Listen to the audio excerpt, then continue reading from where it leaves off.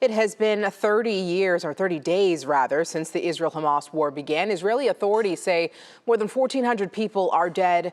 Most of them were killed during October 7th's Hamas attack. Now, Israel has been retaliating with airstrikes and a ground invasion into Gaza. According to the Hamas-run health ministry in Gaza, the Palestinian death toll has surpassed 9,400, and a majority of the lives lost are children. ABC's Mark Remilliard has the latest.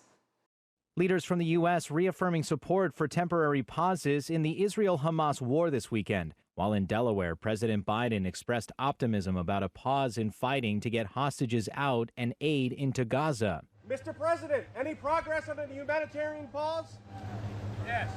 Secretary of State Antony Blinken in Jordan meeting with 6 regional Arab leaders, saying the U.S. supports a humanitarian pause in fighting as opposed to a ceasefire. It's our view that a ceasefire now would simply leave Hamas in place, able to regroup and repeat what it did on October 7th. Doctors Without Borders saying the conflict has reached a new low in an endless stream of unconscionable violence, saying that in a statement condemning world leaders for not calling for a ceasefire. Israeli Prime Minister Benjamin Netanyahu saying Friday there will be no ceasefire, that Israel is, quote, going full steam ahead unless the estimated 240 hostages believed to be held by Hamas are released. Hamas's military arm, Al-Qassam Brigades, claims Saturday that 60 Israeli hostages have been killed in the Israeli Defense Forces bombings of Gaza since October 7th. Meanwhile, the fighting continues, Hamas launching rockets into Ashkelon in southern Israel Saturday night, and Israel's military striking targets in Gaza.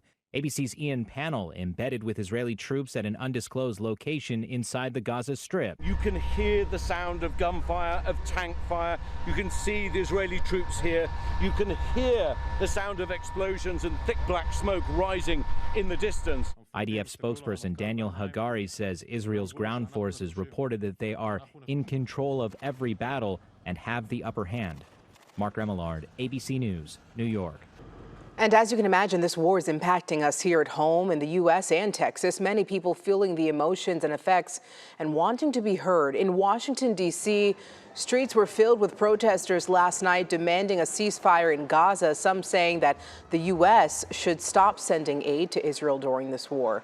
ABC says, according to Answer, 300,000 people showed up.